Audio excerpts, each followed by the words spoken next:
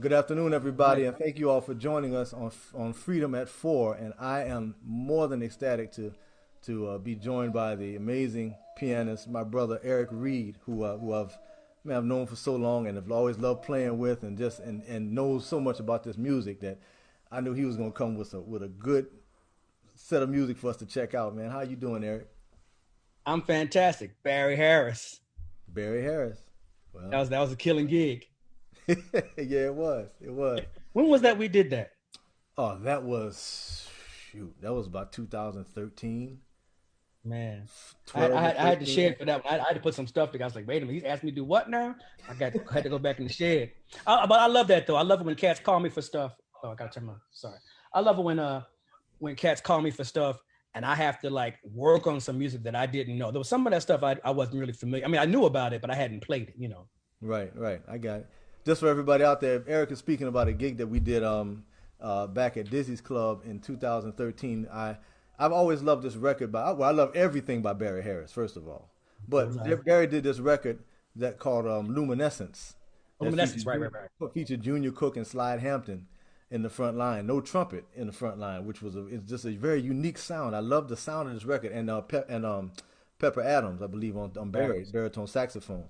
So we did a gig and doing all of the music from this record. I transcribed all the arrangements and we just got together and played. And I was fortunate enough to have Eric Reed and J.D. Allen and Gary Simoleon and man, who else played on? Was Ali on that gig with us?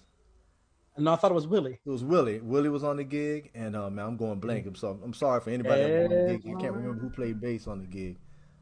it was killing. It Sorry, no sounded offense. Great, man. I'm sorry, it was so long ago. My No apologies to offense to the whoever rhythm played bass. section. It was killing. But we had a good David won't. time, man. Maybe I don't know. Well, if it was swinging. I know David, Yes, well. yes. But we are here and we're going to check out a set of music that Eric has prepared for us and talk about it. And again, Eric he knows so much music. He's always just impressed me with his knowledge, his musical knowledge. Whenever we get together to play gigs, he references stuff, and he's got me going to my iTunes library. Hold on, do I have this? I don't tell him that I've never checked it out, but I go in. I'm on my phone as soon as he says it. Hey, I don't know this record, man. Let me check this. Uh, so so Eric, tell us about some of about what. Well, the first one that we have, of course, is one that I know very well, by the maestro Louis Armstrong. But tell us something about this and what this means to you. I started off my advanced improvisation class with the blues because you can't advance in jazz improvisation without the blues as a building block. And Louis Armstrong was one of the first musicians, one of the first jazz musicians I heard on record. And I was very fortunate in that my early experiences listening to this music started at the beginning of the music. I heard early jazz early in my life. A lot of people, they're born, like a lot of these students that are matriculating in school now that I'm teaching, or that I'm working with rather, uh, they're born like, 1996, 1997. So the first musicians they hear are people like, Herbie Hancock. They hear more recent musicians. They have no idea who Teddy Wilson is. I might as well be Jelly Roll Morton as far as they're concerned, because you know what I'm saying? Yeah, I know. We're getting further and further away, and the generation's getting younger and younger. So I'm having to really, go back to the very beginning to introduce them to some of this music. So Louis Armstrong, West End Blues, that to me right there is it. It's like these short recordings where he just plays such a wellspring of beauty and life and information.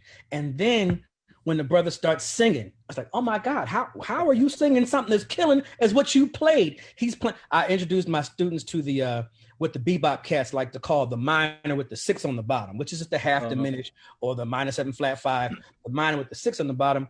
And Louis Armstrong outlined that when he sang it, every single note, a minor major chord. I was like, oh, come on, Pops, really? So Pops is as modern as they come. So West End Blues is it for me. That's right, and that's what we're gonna check out. And of course, with the great Earl Hines on piano. Ooh, have mercy.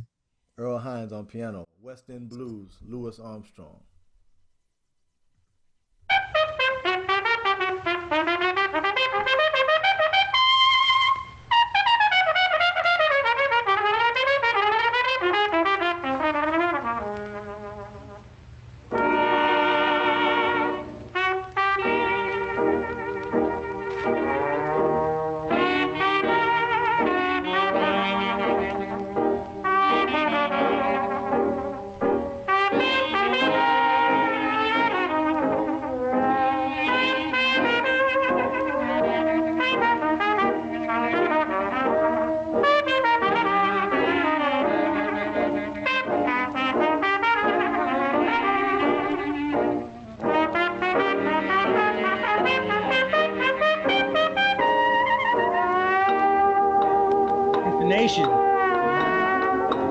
intonation.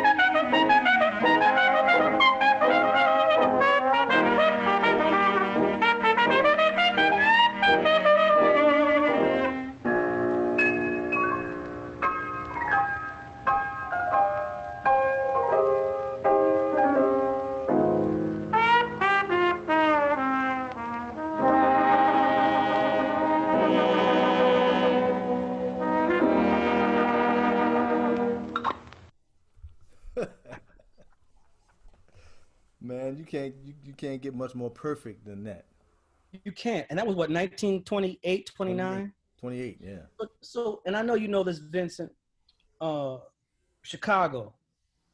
You think about all these people that walked the earth at that time. And not just musicians, but, you know, painters. Picasso was around doing his thing.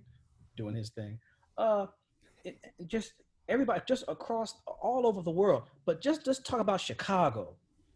Pops, Jelly Roll Morton, Mahalia Jackson, Thomas Dorsey. They were all in Chicago at the same time. Now, I got to believe they hung out. I know Mahalia Jackson was frying up some chicken for them. Come on now. I know she was. You all know that. And they homeboys too, homegirl from New Orleans. So you know they took care of each other. And I think about our generation. You know, we've been out here, you know, 30 plus years, and all the people that we came in contact with, all the people we worked with, Doc Cheatham, Sweets Edison, we had the benefit, the good fortune, the blessing to be around somebody who was around Louis Armstrong. Right.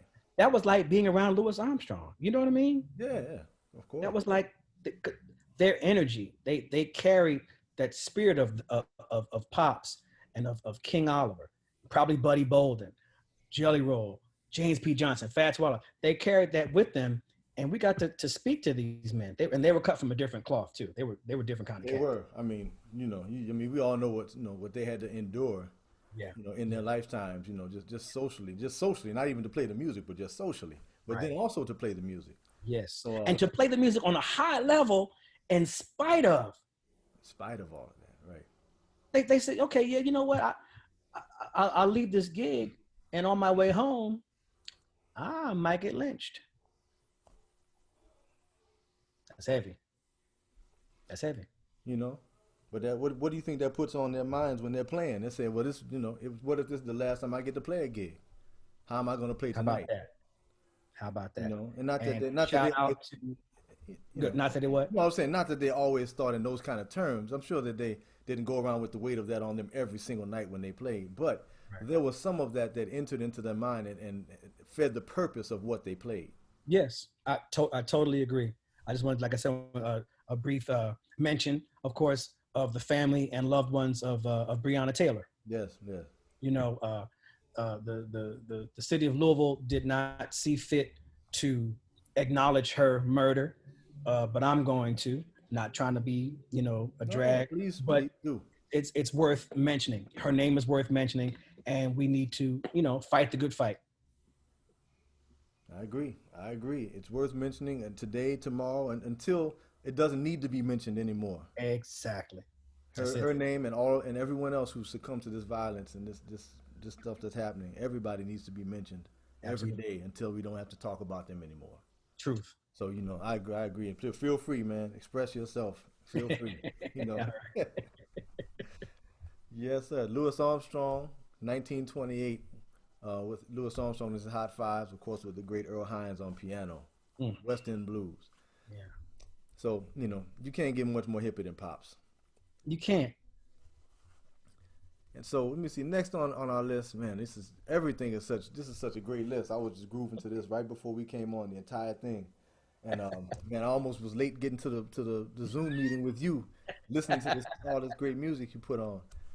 Next, you have up a piece by the great Billie Holiday in partnership with Teddy Wilson. Tell us a little bit something about this. Now, this was difficult. First of all, I can't stand it when people say, pick 10 tracks, 6 tracks, 20 tracks. I was like, oh, come on, man. Let's just do the thing in 12 parts.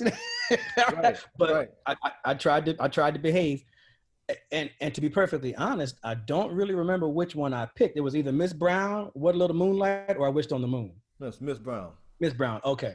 I didn't want to pick the most obvious one, and I wanted to pick one that really made me, you know, do that kind of thing, you know, with my head.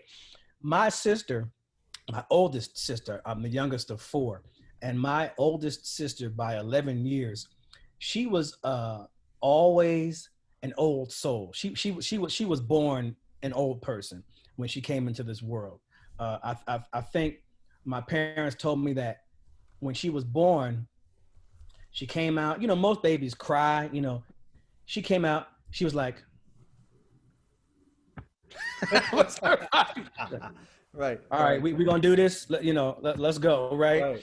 Right. And she fell in love with the music of Billie Holiday very, very early.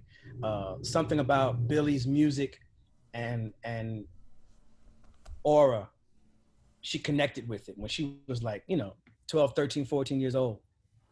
So my love and appreciation of Billie Holiday came about as a result of being introduced to it by my older sister.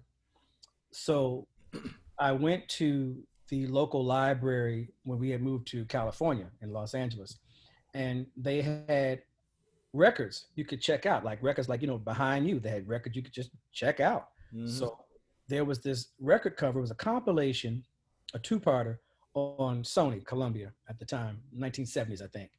And it was a silhouette of Teddy Wilson. It was drawn. It was animated. Not animated. It was caricature. Right. Anyway, it was a silhouette. It wasn't a photo. And it was Teddy Wilson's face. And then it had all these, names, cats I'd never heard of, Sid Catlett and Cozy Cole and Benny Goodman. But I saw Billie Holiday, and it was Teddy Wilson with the Billie Holiday. It was Teddy Wilson All-Stars featuring Billie Holiday. And I put it on, and I heard this woman singing, and I'm thinking, well, they must have recorded this in like 2 separate rooms long before you could do overdubs and stuff back in 1934, 35, because I said, well, she's not singing with the band. The band's, Uh-huh.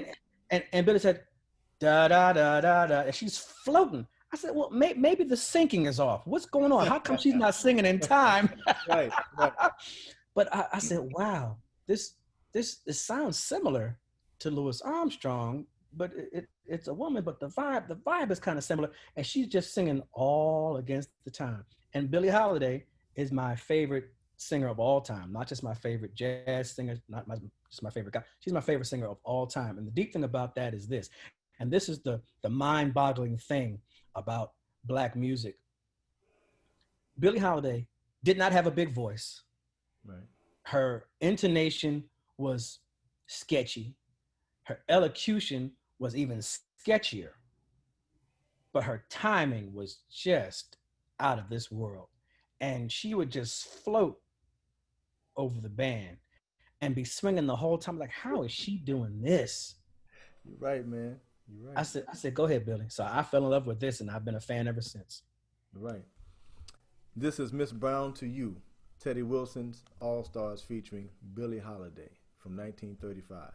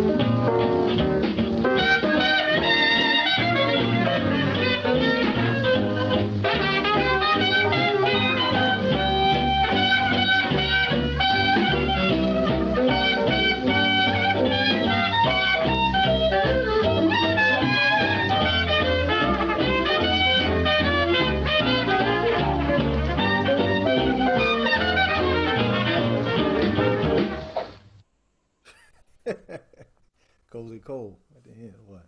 Man, I mean, just first of all, Benny Goodman. Right. let's not sleep on Benny. Please let's not sleep on that dude, because he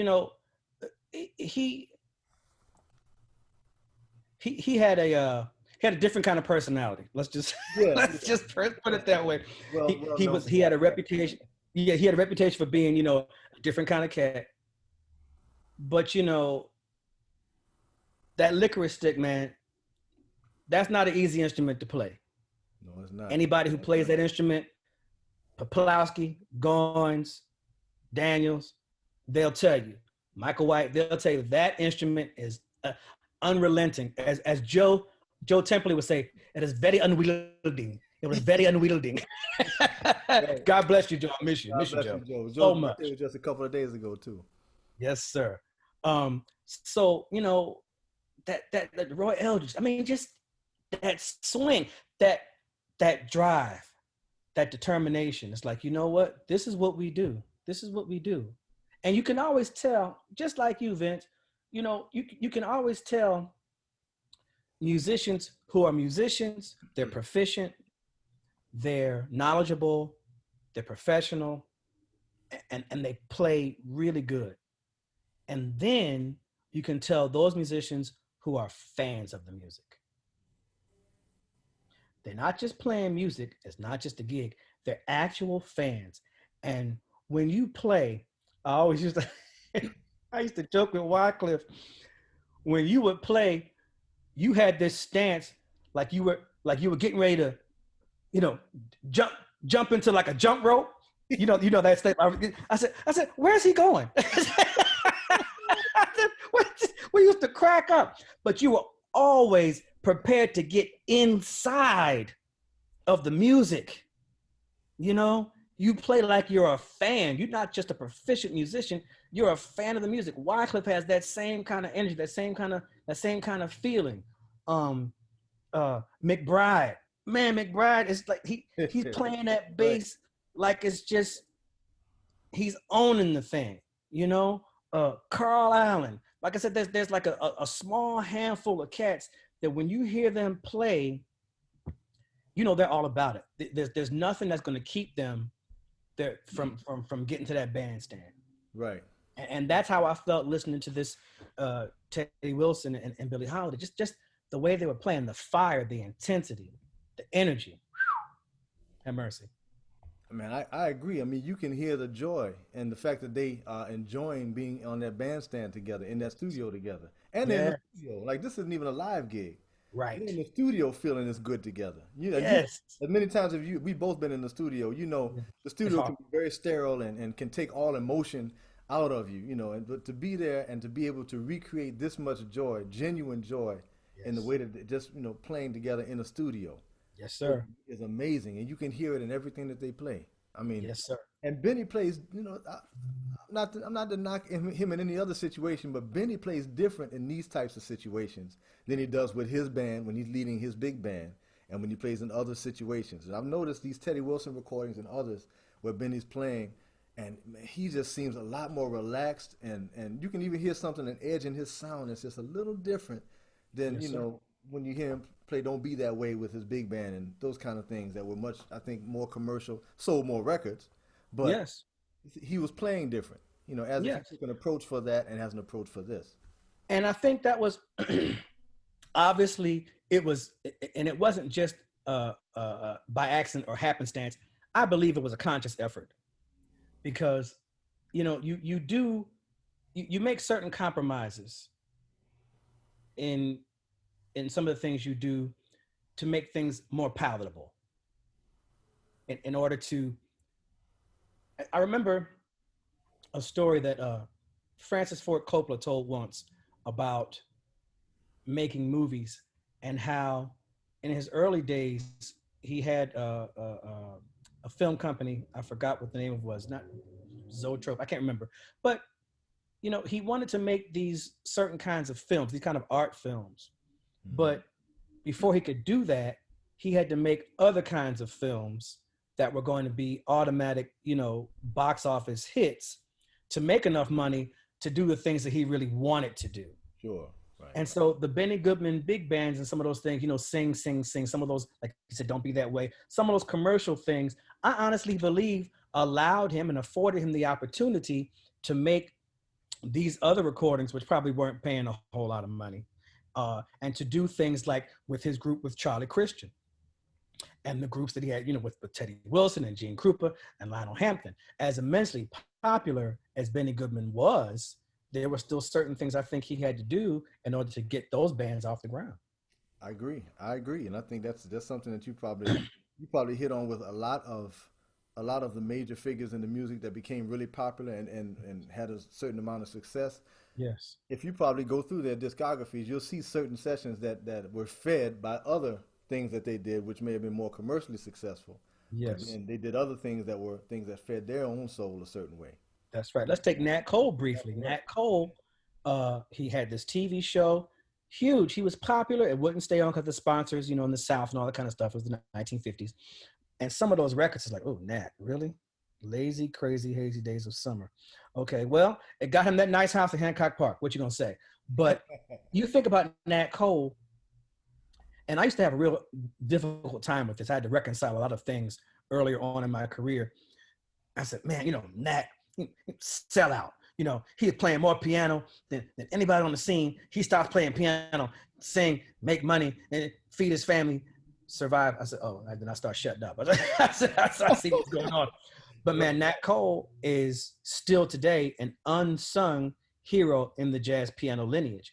Yes. And anybody who's anybody would tell you that Nat Cole was a primary influence, not just an influence, a primary influence. Errol Garner, Alma Jamal, Oscar Peterson, Cedar Walton, Monty Alexander, Bill Evans, they would tell you Nat Cole.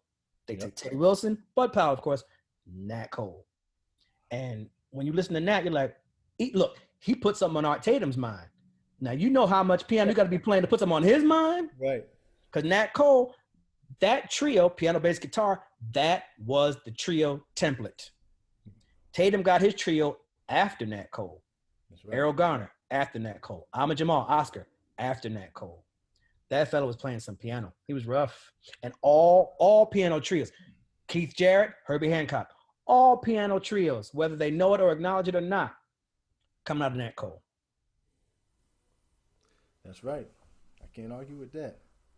So for everybody out there who has not put some time in checking out the Nat Cole trio, yeah, you know him from Nature Boy and all of that. Check out the Nat Cole trio. Those records were on Capitol, I believe, and there's a collection of the Capitol recordings of the Nat Cole trio. Yes, you can find on wherever you get music from, all compiled together. Yes, and they are absolutely amazing. Two tracks in particular: Honeysuckle Rose and Solid Potato Salad. Okay. Solid. Oh yeah, I know Solid Potato Salad. Yeah. Those two. Yeah. There it is. The Nat Cole trio. Y'all have to check some of that out. Now, we have here another trio recording next, not Nat Cole, but a pianist who I've always loved, and I've always loved these compilations because of the way, not only how he's playing, but because Art Blakey on these records, the way that he's playing, accompanying Herbie Nichols. Now, tell us something about Chit-Chatting. Oh my God, Herbie Nichols. The way Herbie Nichols, another unsung individual. He was one of the few musicians who was really able to capture the exact descriptions of his songs. So when you hear this song, when you hear this performance, it sounds like women chit-chatting. That was this brief description that he gave of the song. And this one features Max Roach. And I think it's Al McKibben on bass. Okay. Or Teddy Kotick. Is it Al McKibben? Or Teddy Kotick. I think it's Al McKibben. Okay. Definitely Max Roach. Right. And man, at that time, Max Roach, and I'm going to say this, I'm going to state it like it's a fact, although I know better than to do that. Max Roach really was the only drummer that could have played this music perfectly, like the way it was supposed to be played. Same thing with those Birth of the Cool recordings. No offense to Kenny Clark and Art Blakey. Absolutely not. Max understood the swing factor. He understood the subtle nuances of orchestration. And I think I can say this without any backlash. There was nothing subtle about Art Blakey. Art Blakey was not a subtle drummer. And in circumstances where you needed subtlety in the arrangements, in the circumstances when you needed 3.5 bars to be 3.5 bars, Max was the guy you wanted. Right. Those Birth of the Cool recordings and this Chit-Chatting here. Max Roach was so musical, such a genius. He was playing the form on this song, and check it out, it'll be obvious when you hear it. Herbie Nichols gets lost, but Max is keeping the form. Herbie, I don't know what was going on with Herbie just played something weird. And Max was like, oh, okay, we're doing that. Boom, I'll just switch. It was a little bumpy, but the energy, the swing, the ideas, the absolute craziness of this piece. I love it. Love it. This is Chit-Chatting from 1955. Herbie Nichols was Max Roach and Al McKibben.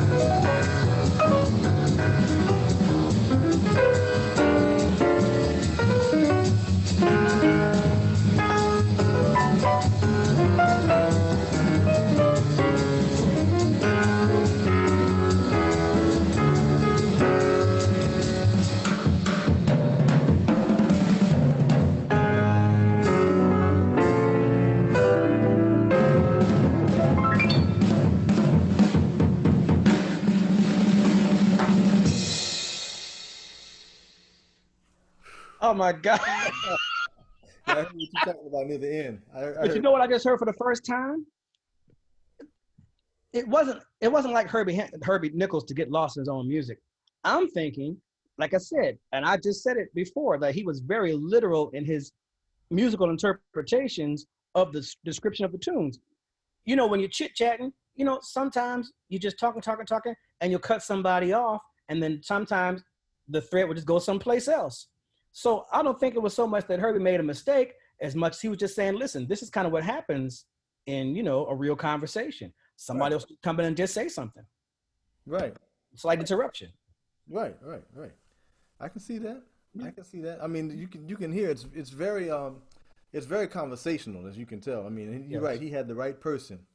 He had the right drummer to play that composition. I can hear the difference between that session and the one with Art Blakey. Yeah. Of course, nothing against Art Blakey at all, but of course, and those sessions were great too. And Herbie knew how to write for the drummer. That's really where I got a lot of ideas about writing for bands, because the drummer can make or break a band, right? And you've got to have the right drummer for the music that you're trying to, the message that you're trying to convey to the audience. And I started trying to write things like Herbie Nichols. I have a song called ICHN, which is I See Herbie Nichols. And I wrote it with Herbie Nichols in mind, but I wrote it specifically for Willie Jones III, because I knew he was going to give it the vibe that I wanted. Mm-hmm. And he's also got some Max in him as well. Some of my earlier records, I have 2 records that I did, one called It's All Right to Swing, another one called The Swing and I wrote that music for Gregory Hutchinson. I wrote it for him. That's not to say that Kenny Washington or who else is around that, Lewis Nash or Jimmy Cobb or Ben Riley or any of those guys or Joe Farnsworth or I can't think of his other cat's name, John Riley. That's not to say that they wouldn't have played it and done an excellent job. I had a specific person in mind. And that is what I really think is the beautiful thing about music, is when it can be truly personal. Because you can have a great big band chart that any big band can play, right? But, for Duke's charts, for Count Basie's charts, you kind of need them.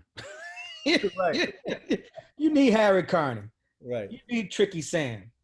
And let's just face facts. I know you and Wycliffe and Westray, I know y'all could do that, but you know what?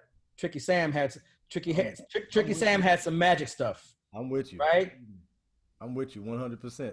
Has anybody really figured out exactly what he was doing? Yeah, exactly. No. Okay. There's been a couple of people that have come very close. Ed Newmeister and Wycliffe have come the closest to it that I've ever heard, but exactly no. So. We believe me. Me and Winton, we argue about it all the time. What he's doing. Winton tells me what he's doing, but I haven't heard him do what he's doing yet. Right. It's something, boy. Yeah. You need those people. I'm thinking about that. I tend to think that Chick Corea had Roy Haynes in mind on Now He Sings, Now He Sobs. Sure. I can see that connection in the material that you write for a date and thinking of the drummer. Yes. And how that connection works. I mean, all of you musicians in the band, of course, but just that connection is so is so important. Yes. Was that Miroslav on bass on that record? Miroslav, I think. Right. Yeah. Now let's talk about Roy Haynes for a quick second. About it for longer than that. This cat, first of all, he's still living. Right. 93, 4, 5, 6, 112. It don't make a difference. Played with Lester Young and Sam Rivers. Right. What? Right. Joe Henderson, Andrew Hill. How do you play Bird with the master of swing saxophone and then an outcat?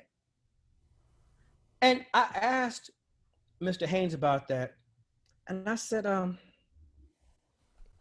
were you thinking any differently when you made records like, Smokestack, with Andrew Hill and playing with Chick versus playing with Lester Young? He said, no, man, I always played that way. And then I listened to him.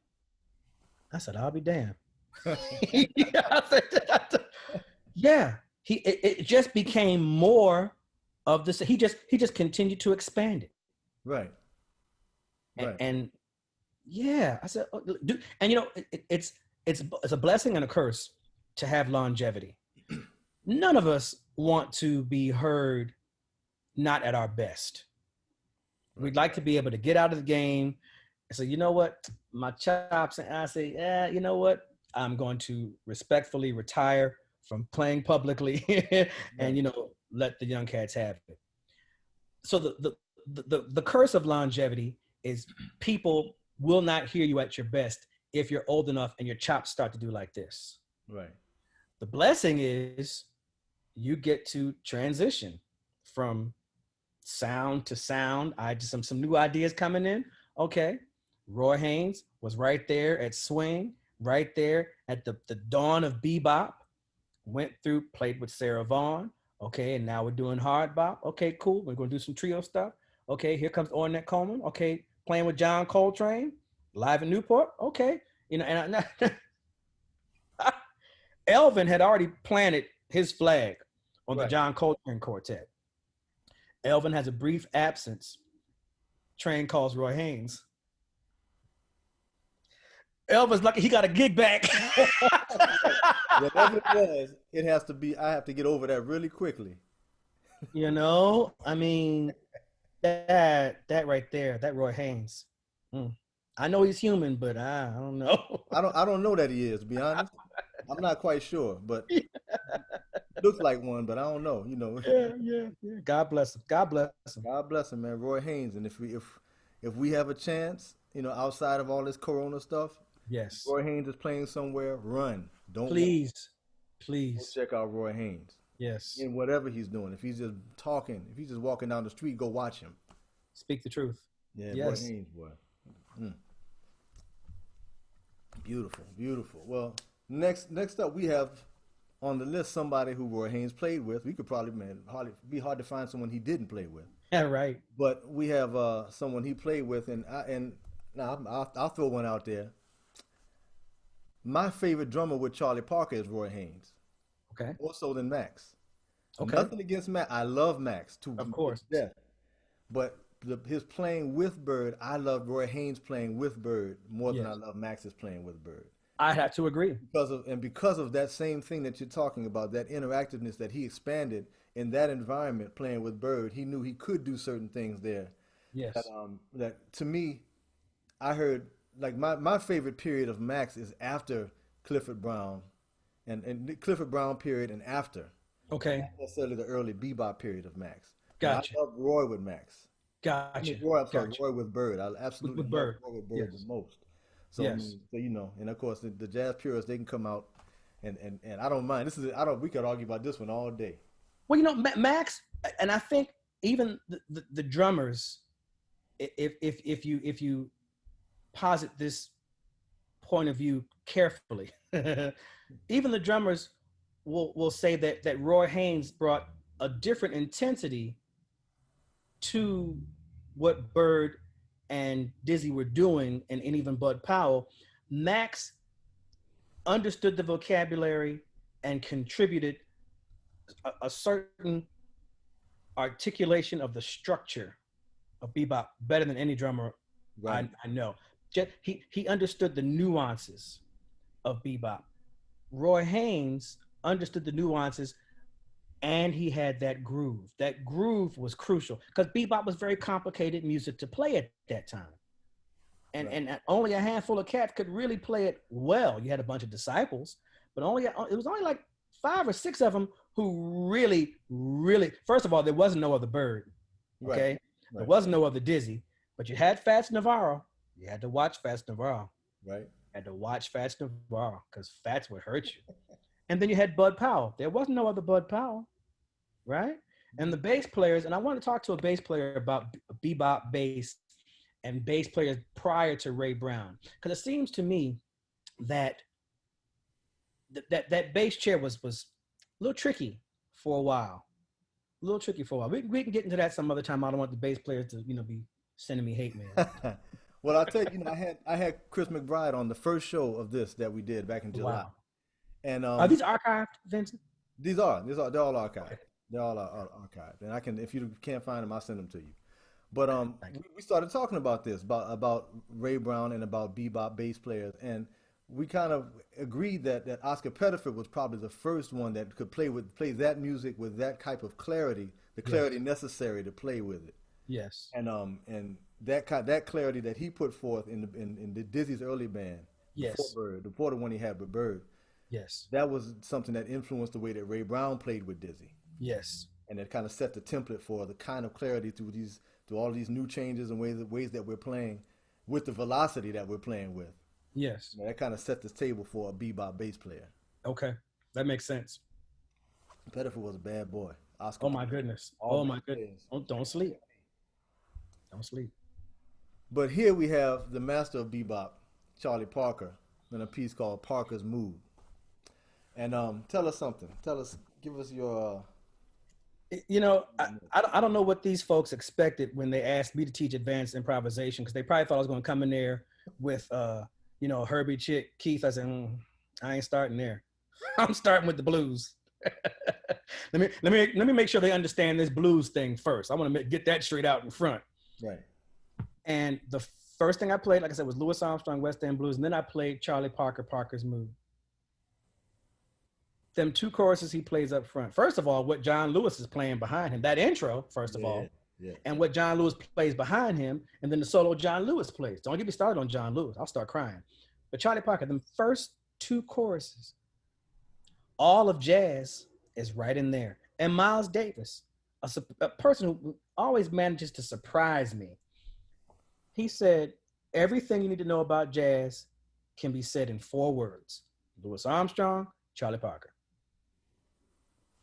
So, I mean, and I sat there with this class, and I mean, I was damn near in tears, dancing around the room. They were looking at me like, who did these folks hire? Who is this nut? I was dancing around the room. I was shaking my butt. I said, I said, they're going to understand something about this music. They're going to get it from me. They might not be getting no place else, but they're going to get it down here in Knoxville. I'm telling you right now. And just the thematic development of this solo. And then right after that, I played Thelonious Monk, the high priest of bebop, one of the co-founders, along with Coleman Hawkins and Mary Lou Williams. Don't sleep on, boy.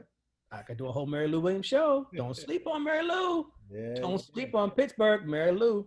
But I played Monk's solo on Black and Tan Fantasy.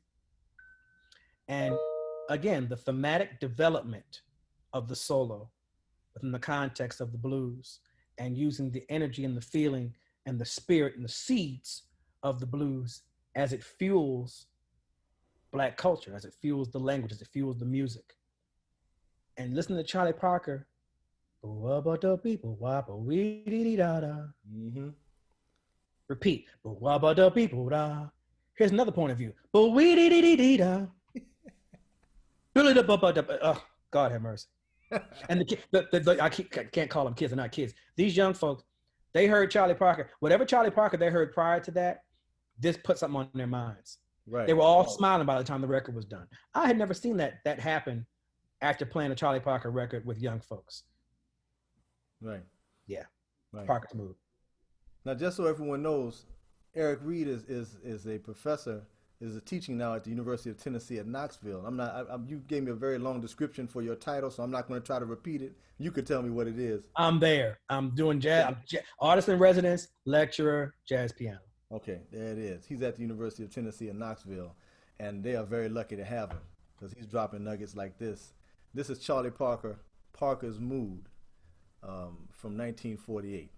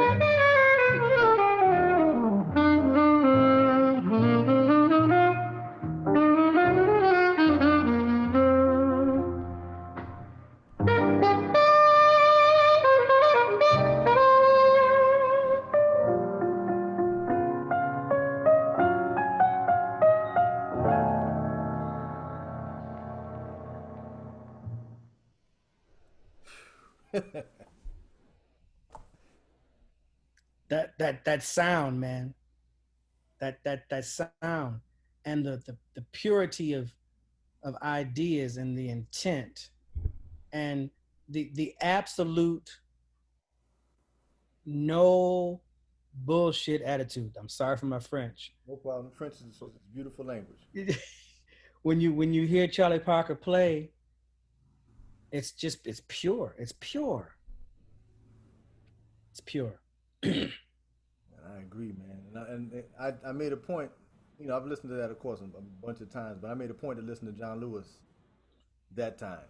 You know, and I understand something about you listening to John Lewis because you're one of Eric Reed. You know, for I'm sure everyone knows Eric Reed's playing, but he is one of the most sensitive accompanists that you can play with, that you would ever want to play with. I love it. The person that absolutely listens. He listens first to what musical landscape the soloist or the band sets, and he finds a way to put himself within it. But he always finds a way to react in a way. For example, and I heard John Lewis do something in that last, and when he played the choruses after, when Charlie Parker came back in, and Charlie Parker landed on a long note at the end of a phrase. You know, when the horn player has to breathe. Yeah. He put something in there to pick the rhythm up, a phrase Yes. in there, a little 3-bar phrase, 3-beat phrase. To Yes. pick the rhythm up, and Bird took that and put that Yes. into his next thing in a way that just you couldn't have written it better than that. And you Yes. do that same kind of thing when you play, man, all the time. Playing with you is that same type of joy. Thank you, my brother. I appreciate that. Well, like I said, I'm not up there by myself. You all are feeding me things that motivate me and prompt me to want to support. You know, it's one thing to be supportive, but you can't be in a supportive role if you're not being led. You know, and sometimes in a supportive role, you wind up taking the lead. If the front gets a little, gets a little squirrely, Mm-hmm. you gotta It does you got happen. you got to get in there and kind of tighten things up. And John Lewis, man, John Lewis, he laid so many pearls of wisdom on me. I mean, just he, jazz piano players got to develop your own technique. You got to give New York at least 10 years.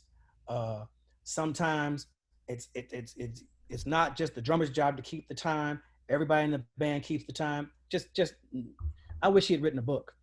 Right. And the many times that I spent at his home with him and his lovely wife Mariana, and John, Mr. Lewis, he had 2 grand pianos in his living room, and we'd sit and we'd play duets. He goes, watch what you're playing. Watch what you're playing. I'm like, man, I'm over here killing. What you mean? But you were on that concert that we did when John Lewis conducted. I don't know. I wasn't. Were you in the band? I wasn't. No. Okay.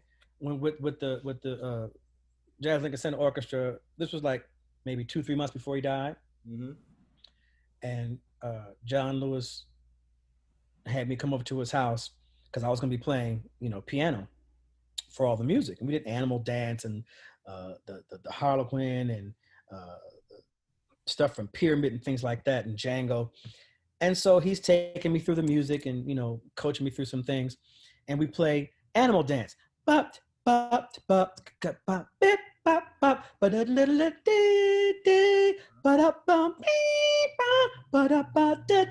so I'm laying for all, because like it's all the signal.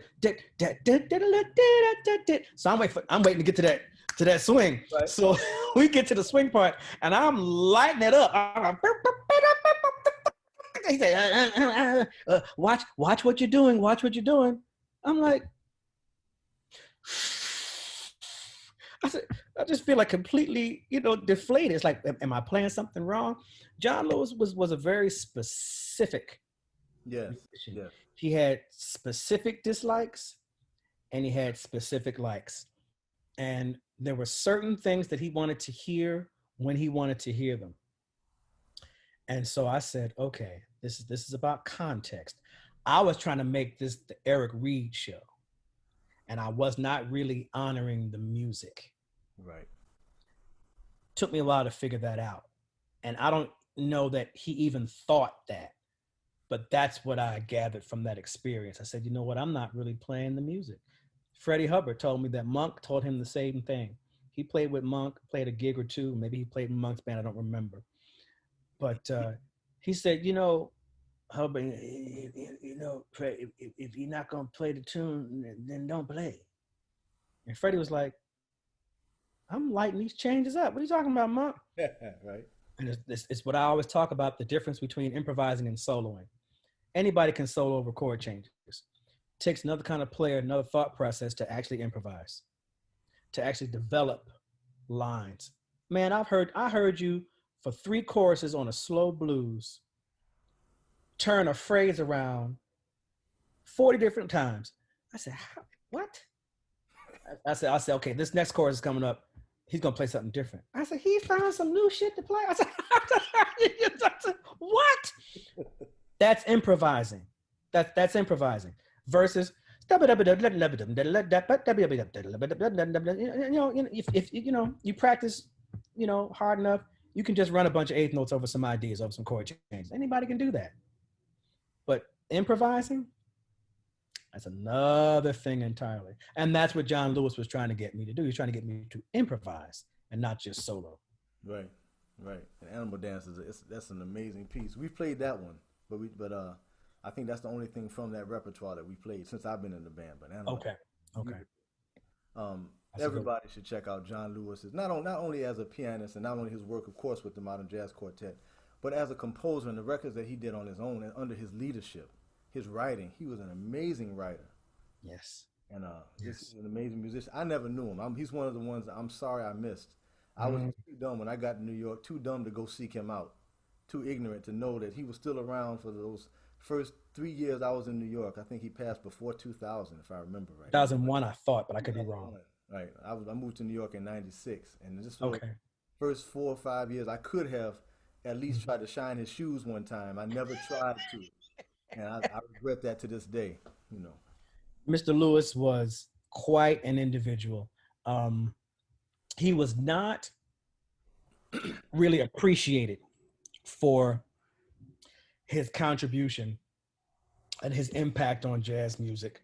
And he was a bit of a peculiar figure, and it would really take Aaron Deal to really go into even further detail about John Lewis's impact, because he was also very close with Mr. Lewis and spent a great deal of time with him and actually played his music. The Lewises loaned Aaron some scores, and Aaron got real close with Mariana after Mr. Lewis died.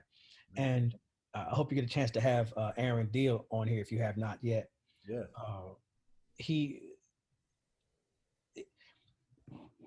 A lot of people had issues with the Modern Jazz Quartet. Going back to the first quartet, well, it was the Milt Jackson Quartet, right, with Kenny Clark on drums and Ray Brown on bass. That was the first quartet. And when the personnel changed, they just kept the initials, the Modern Jazz Quartet. And it was Dizzy Gillespie's rhythm section, right, the big band, the original, group. And John Lewis started seeing the landscape. He started seeing the sea change around the early 50s, and bebop was starting to kind of, sort of like a falling action, if you will. Mm-hmm. Bertha the Cool comes in, then here comes the so-called third stream, which actually planted the seeds for Euro jazz, if you want to get into all that, but Gunther Schuller and Claude Thornhill and Gil Evans and all that kind of stuff. And John Lewis was right there at the forefront of all of that. And so he decided to put that into a chamber situation. And Kenny Clark was like, I ain't really down. We need to be doing something else. John Lewis was like, this is really the way we should be going. So Kluk split. Right. And then Ray Brown wasn't going to stay in nobody's group too long. I mean, not playing that much bass. That just wasn't going to happen. Right. So they, got Percy Heath and then Connie Kay. And a lot of musicians had some very disparaging things to say about John Lewis and about the Modern Jazz Quartet, but more about John Lewis in particular, about how, he, I thought it was Miles Davis. I could be wrong, but I thought it was him that said that, you know, the modern jazz quartet ruined Percy Heath. And, you know, they were wearing tuxedos, and they really opened up the doors for jazz musicians in terms of a different audience, you know, the concert halls, and they'd be playing in the places where Dave Brubeck would normally be playing. And then, you know, Oscar Peterson. So there were like a handful of groups that were able to kind of move into that arena where other Black jazz musicians really were not welcome. Right. So John Lewis, he's a peculiar figure. He is an extraordinary one, but a great musician and a great player that's deserving of much more checking out, much more listening to.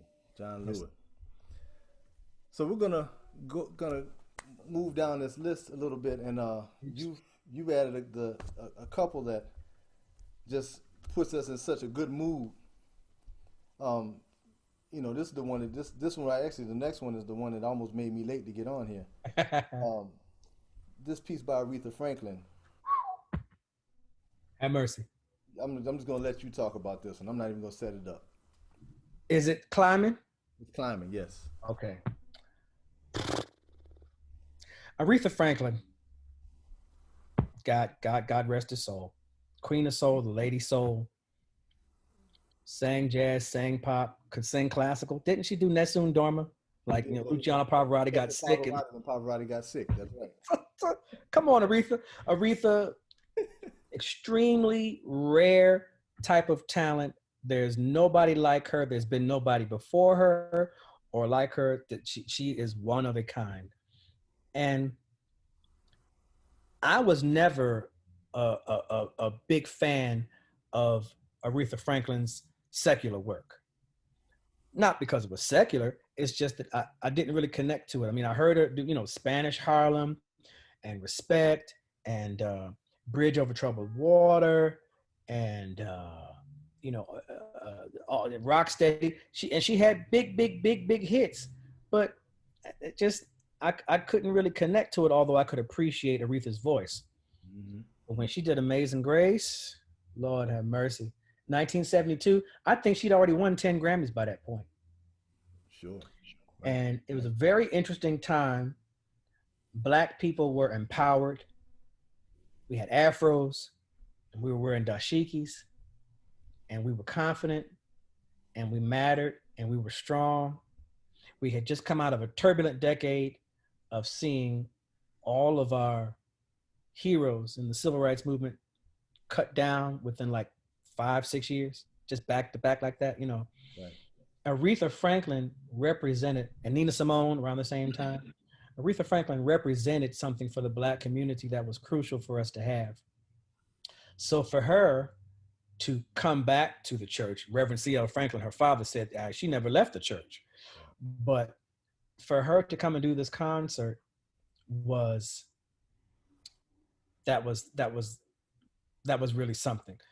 Some of the folks in the world of gospel, some of the folks in the church were a little salty because they felt that she had abandoned the church, or she had abandoned her gospel roots to go out there into the world and, you know, cross over and be commercial. And, you know, we saw this with Ray Charles. We saw this with Marvin Gaye. We saw it with Donny Hathaway. We saw it with Sam Cooke. And then, you know, a lot of those folks, their lives didn't turn out so hot. That was kind of like the real trippy thing about it. It's like these church folks who were largely being judgmental and a little bit, you know, kind of hating a little bit about, you know, right, their money and their fame. They did Nat Cole the same way, calling, you know, jazz the devil's music. And, you know, they wanted you to stay and sing and play in church, but didn't want to pay you no money to do that. Right. You know, well, you know, you're doing this work for the Lord. Well, doesn't the Bible say give a man his earned wages? Shouldn't I mean, pay a man what he's worth? Y'all don't want to pay me. You don't pay me $50 to play in your church every Sunday, for every choir, for every funeral, for every wedding. And do every rehearsal too. Brother, I got to go to school tomorrow. Can I go home? You know, for every pastor's anniversary. How many anniversaries you gonna have, Pastor? for the pastor's wife's birthday, for the installment, for the ordination. They want you opening and closing the doors of the church and want to give you a love offering. Anytime somebody ball up something, put it in your hand, it's going to be bad news. If they pay you, Sister Flowers fried up some chicken. Like, you know what? Keep your chicken. I'm gonna go ahead over here and stick at the Copacabana. Right. You know, so you look at Sam, you look at Marvin, you look at Donnie, and you know, unfortunately, they were also tragic figures in their personal lives. Right. But it wasn't because they, you know, left the church and went to go sing in the world. It's because, you know, their personal stuff was raggedy. I mean, you know, that's just kind of the truth of it. But Aretha had longevity, and doing this record was like, yes, Aretha, yes. I had been like, you know, I was 4 or 5 when I heard it. Mahalia Jackson, I think, had just died. Clara Ward was at the concert. Clara Ward would die a year later. Mickey Howard's mother, Josephine Howard, was singing in the choir. And then Aretha's band was the rhythm section. Chuck Rainey on bass, Bernard Purdy on drums, Pancho, I think Morales on percussion. And this redonkulous, believable, don't make no sense why he could play this much organ, Kenny Looper on organ. Just phenomenal. He was 18 on this record. Dang. This fellow was rough. Died young. You know, it's rough. It's rough. But this Climbing High Mountains, listen to how Aretha riffs. The ad-libs, the range. Lord have mercy. Climbing High Mountains, Aretha Franklin, live at New Temple Missionary Baptist Church.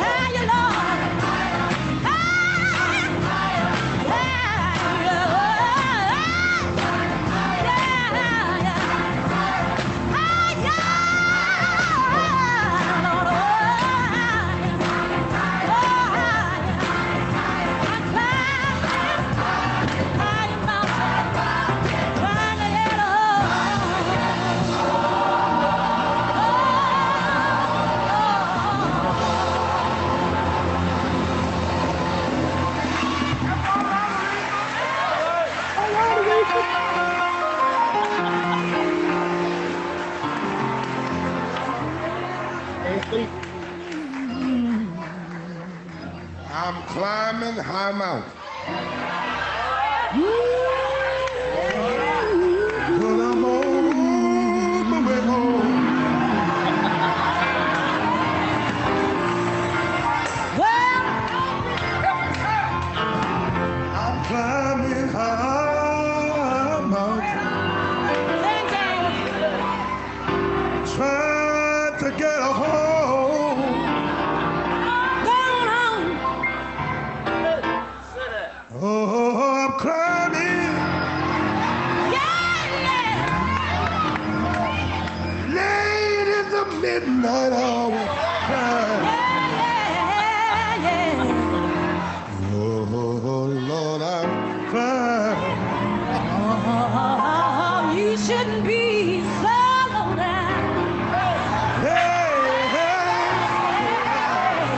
church, Rita. Tell the story. I'm climbing.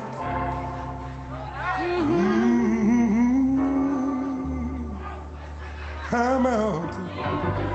High mountain. High mountain. High mountain. High mountain. Higher and higher. I'm trying my best. Trying my best.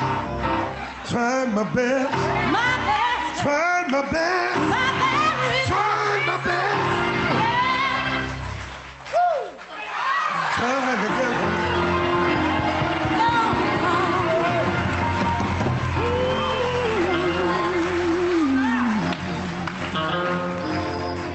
I feel all right now.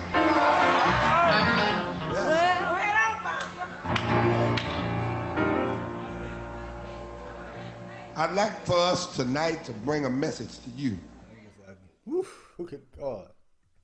James Cleveland, I call the Hank Jones of gospel music. Mm-hmm.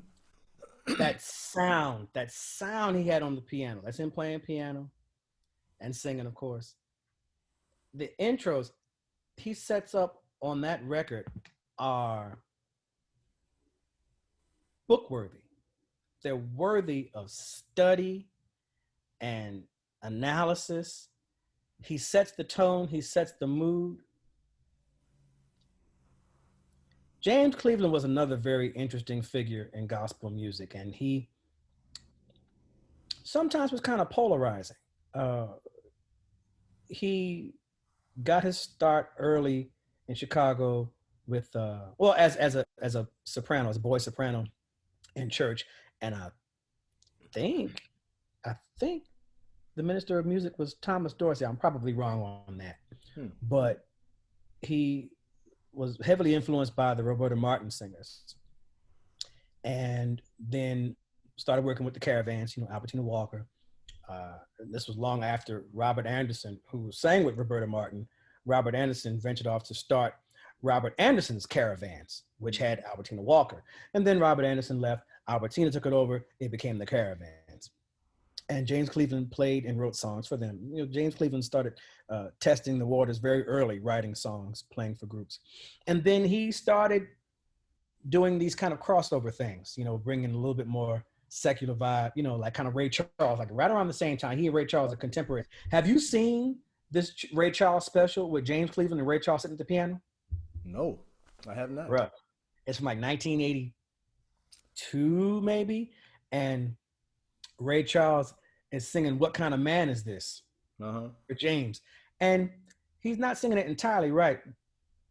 What kind of man is this? So he finishes. He said, "Is that right?" And James Cleveland said, "No, that's not quite right." so James starts to sing it, and then he plays it, and then it's a wonderful thing. It's on YouTube someplace. I think they're at the Copacabana, I think. But they were contemporaries, so there was definitely some influence going on there, and James Cleveland drew on all of these influences to kind of create this style of gospel music that crossed over, and then eventually earned him the title of the King of Gospel. But he was an early mentor of Aretha Franklin. And when you see the movie, when you see the concert, when you see the movie, you see Aretha she's just like very, she's very deferential to James, because out of respect, right? Because she was a huge star, right? But James was her, her guru, her sensei, and the way she would look, it's like when you're on the bandstand with the Cats, and somebody's playing something, and you just look at them, because what they're playing is, what's going on? I look at Herlin Riley like that sometimes. Mm-hmm. Herlin Riley would start playing a groove, and I would forget to come in, because Wynton would let him do these extended intros or solos, whatever, and he'd be playing something so hypnotic, so entrancing, so powerful, so possessing. I'm gonna say something a little crazy. I posted on Facebook a little while ago. I just came across some very disturbing writings about Big Spiderbeck, the cornet player. Mm-hmm. That really just made me want to throw up. And Big Spiderbeck is a trumpet player, a cornet player, whose music I had come to know early, and I come to really enjoy it. And apparently he had written this letter to his siblings, Mary Louise and Bernie, about how, I forgot where he was. He says, but I'm going over to such and such a tavern to hear some real jazz niggers. And I read this. This is in a letter he wrote. And something along the lines of how I responded to that was the fact that, you know, here was a white musician who thought of Black musicians as nothing more than magical gollywogs who came to life singing and dancing and playing, you know.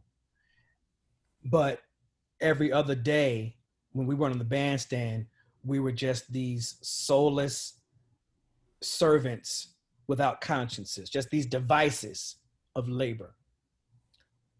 But you love our music, though. You hate us, but you love our music. You love our culture. You know, you love our lips, you love our butt, you love our skin. You don't look, but you don't. You hate us. You hate the actual idea and existence of us. Again, watching Herlin Riley, I found myself hypnotized because it's not just the sound, it's how he looked when he was playing. And I was like, how is he doing this? Right. How is he making this happen right now? And he would just go and go and go. And it looked so effortless, but at the same time, he looked like this kind of really contained ball of fire that was just revolving around himself. I said, I think I could understand how the idea of the magical Negro is palatable to white people. You know, the legend of Bagger Vance, right. Will Smith and Harriet. You know, I'm not down with the magical Negroes in movies. I'm just, you know, just come on. But I think I can see how they could see that image, because they certainly can't explain it, because they cannot fathom that all of this is coming out of a whole group of people that they had once enslaved, that they had beaten down and just murdered and lynched and tossed away at will, that were actually legally declared property. How is this animal? How is this godless, feckless, you know, barely human piece of whatever doing something like this? So I think it kind of blew people's minds that we were able to rise above all that we were able to say, in spite of, we were talking about Pops earlier, right? Teddy Wilson being on the bandstand every night, coming out of the bandstand, and you know, your survival chances in certain parts of the country were very low. John Coltrane playing live at the Half Note, 1965. The intensity of what was going on inside the club. Man. Yet, right outside the door, right outside the room, people getting murdered. Yeah. Hoses, dogs. Right, right. This was 55 years ago. Mm-hmm. And we are in 2020, and we still can't get no justice. We still less than. You may have seen lower that. Than. You may have seen that post that's going around on social media now, is that September 23rd, 1955 was when Emmett Till's murders were acquitted. September 23rd of 2020 is when Breonna Taylor's murders were acquitted. You know, we're talking about it today. And it shouldn't be. And we shouldn't be, you know. So I mean, I can see what you're saying. I can see what you're saying about how that perspective would have been to those white people that had that type of attitude towards African Americans. Yes. You know, thinking that way, but at the same time trying to reconcile that they love the music and the culture. Yes. You know, I can understand that. A lot of them dealt with it and still deal with it. A lot of people Yes. deal with that, not just white people. A lot of people Yes. deal with that across the board, across all races deal with that. Yes. But I agree. Yeah, you're right. You're right. But thank you, Aretha and James Cleveland. Thank you. Yes, Lord. Thank you. And so then that takes us to perfectly to the last selection on your list that you gave us. Okay. And this is a record that used to play in our house a lot. You know, it's one that Love Alive is just something that was on constant rotation, one in one format or another. Yes. Growing up, and so when you picked this one, man, it took me back to Hampton. You know, I was just, tell us something about this. Is this changed? This has changed, yes. Okay. Oh goodness, I'm gonna try to keep this brief because I yak. I heard Walter Hawkins early. Every black church across the country was singing Walter Hawkins songs. Most people were familiar with his older brother Edwin, arranged "Oh Happy Day" 1968, became a big hit. The rest is history. But here comes his youngest brother, his little brother Walter, who also writes and sings and plays piano. And he started Love Center Church up there in Oakland, and he makes this recording that was a cassette, if I'm not mistaken, from the church's mixing board, and it wasn't intended to come out as a record. Somebody got a hold of the tape and took it to Ralph Carmichael over at Light Records. And Walt was kind of bent out of shape. He was kind of bothered by it because, he wanted to do something in the studio, the quality, blah, blah, blah, making sure it's all cool. But they talked to Walt and they convinced Walt to let them release it as a proper recording. And again, the rest that they say is history. And Walter, the sound that he had with his brother Edwin singing and Walter singing background, and also Edwin playing piano, with brother Daniel playing organ, nephew Joel playing drums, and Lynette and Tremaine. They came out of the sound of the Caravans, Albertina Walker and Inez Andrews and Shirley Caesar and Cassetta George.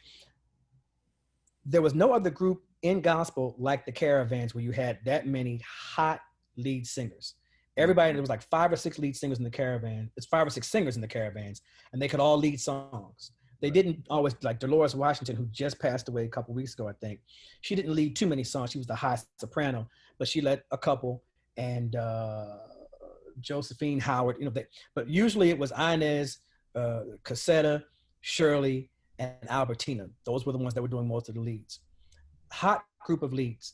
And so the Hawkins family really got a lot of their sound from them. So this song changed. My mother says about Tremaine Davis Hawkins, now Richardson, who was married to Walter in the 70s and early 80s. My mother said that woman has a pearl in her voice. And I didn't quite know what she meant by that, but then I began to listen. I was like, oh, okay, I see what she's talking about. She's got a pearl in her voice. There's just something about Tremaine's voice that's just very, very unique and just like a precious stone. So Walter Hawkins wrote this song when he was 17. Yes, sir. And what you're getting ready to hear, the one I play the song front to back, but there's one section of the song that I play all the time. And when it comes up, I'll do like that. Okay. As a matter of fact, I created a loop. And I created a loop in GarageBand. And I just looped it back to back. I played that section for like 5 minutes. Just takes me all the way in. Man, this has changed Walter Hawkins from the recording Love Alive. A change has come over me. He changed my life, and now I'm free. Jermaine is coming at this time. This intro, Edwin.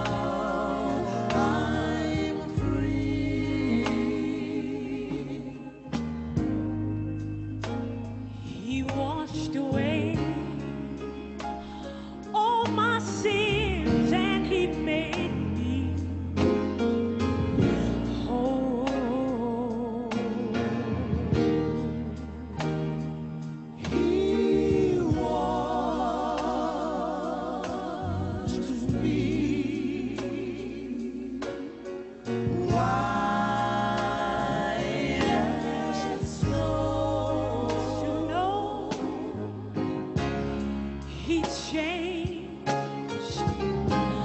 my life complete. And now I sit at his feet to do what must be done. I'll work and work until he comes.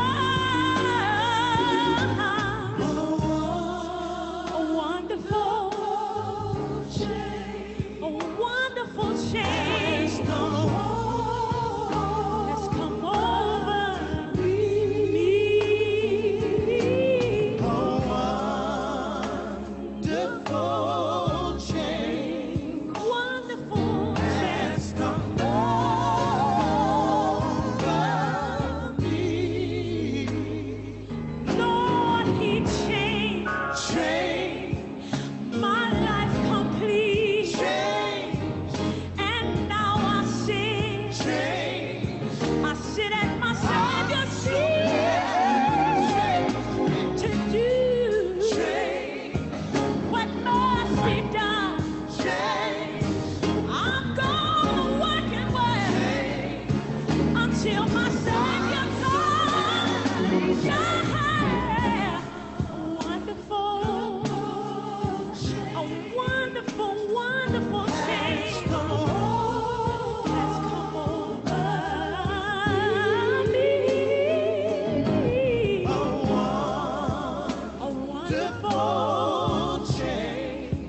a wonderful change.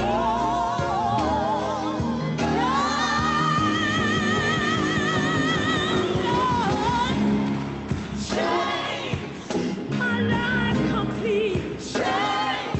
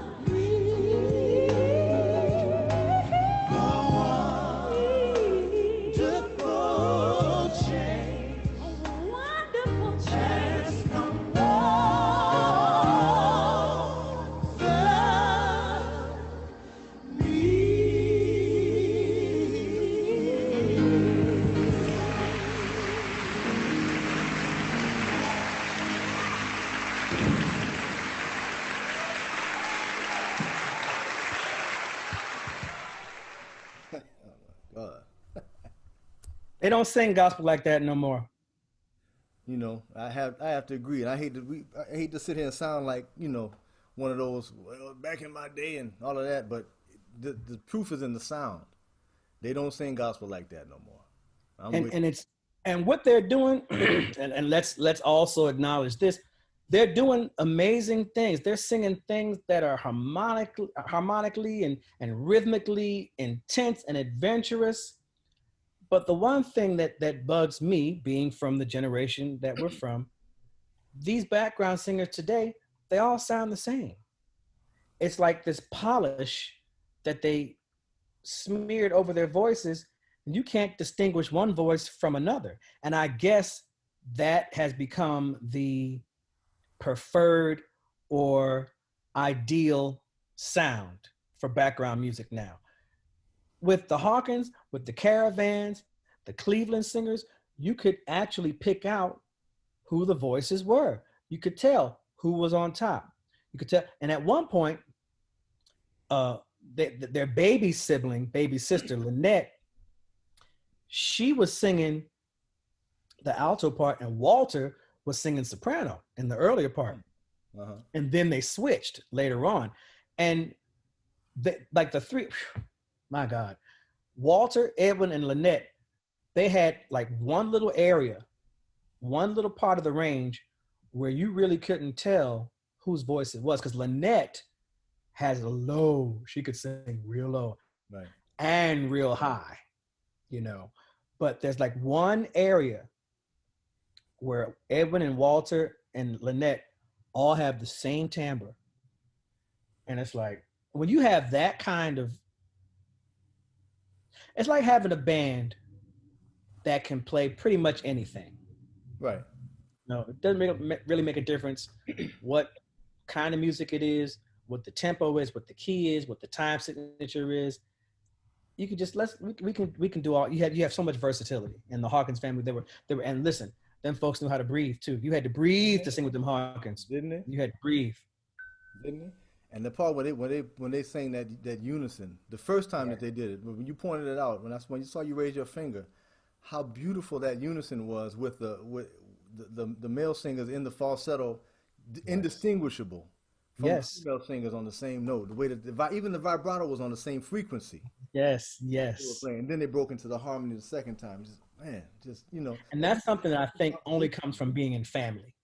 right, right. You know, blood adds a little something extra. Yeah, I'm with you. I'm with Little something, because you've basically breathed. You've been sleeping with these people, literally. you. Right. So you breathe the same way. You have the same vibe, energy, speech. So family adds a little. You and your brother, you got a certain vibe that you might not have with another trumpet player. Right, right. I'm with you. I'm with you, man. That's beautiful. I have to go back and revisit Love Alive. It's I haven't really listened to it since I was young. I'm going back to it now. I want to shout out also Walter Hawkins' son, Jamie Hawkins, Jamie. who's a good friend of mine, and we were on the road with Lauryn Hill together. Oh wow, marvelous musician. He's a musical director. He's an amazing musician, and Yeah. somebody who he's a pastor in the Bay Area Yes. now, and somebody who I haven't had an opportunity to talk to or spend much time with since back then. But if any of y'all get a chance to check out Jamie Hawkins, that brother has a lot of knowledge and is an amazing musician. Yes. Yes. Man, and I can't tell you, man, just how much you've uplifted us today with this set Thank of you. music that you provided for us. But I knew it was going to be like this. It's not like I know when I called Eric Reed to come and be on this show. I knew that it was going to be like this because you're so deep into all music and finding the beauty in all music, regardless of the genre, finding the things that matter in all music and the things that touch people. And you play this. That's how you play those things when you play. And Thank so, you so much. man, Appreciate it, brother. it's so beautiful, man, having you and having you curate this set of music for us, man. I Thank just you. want to say thank you so much for being here and My pleasure. for doing this. And anybody who's not familiar with Eric Reed's music, your life is about to get blessed. You're about to feel something very, very, very unique when you check out Eric Reed and anything that he does. So, man, I appreciate that, Vince. Thank you so thank you much. so much for being here. And for everybody watching, thank you all for joining us on Freedom at 4. And check out. We're going to be back tomorrow. I have the great guitarist Steve Miller. Yeah. He's going to be on tomorrow. Yeah. And then next week we have a tribute to Louis Armstrong featuring Ricky Riccardi, the director of the Louis Armstrong House and Museum, is going to be on next weekend. Nice. So I'm glad we played some pops today. Yeah, Kind of kick that off and get that in everyone's ear. But some good shows coming up that I'm looking forward to. But I've really looked forward to this for a while. And thank you again for being a part of this. And congratulations on this show. And I hope that it, blossoms and just continues on and on and on and turns into a bunch of other wonderful ventures down the road. Thank you, Eric. I appreciate that, Eric. Eric Reed, beautiful. Thank you so much. Everybody have a great Thursday, and hopefully we'll see you tomorrow. If not, we'll see you on the next Freedom at 4. Thank you all. All right. Take care. Bye-bye.